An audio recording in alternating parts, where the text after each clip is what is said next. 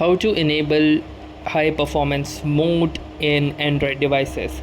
So hey guys, welcome to this tutorial. In this tutorial I'll be guiding you through the steps on how you can enable high performance mode for Android devices. So in order to enable high performance mode, simply go to the settings of your device, and then under settings you need to find battery.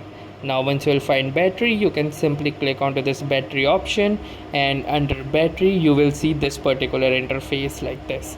Now in this interface you can see battery mode, so simply click onto this battery mode option, and from here simply choose high performance mode, and it will give you a prompt that says turn on high performance mode, your device will perform at its best. This may increase power usage and cause your device to heat up. So if you want it to turn on, you can simply click onto this turn on button, and now you can see that your device is in high performance mode.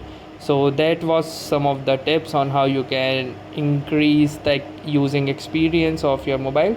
So that was all for this tutorial. Thanks for watching and have a nice day.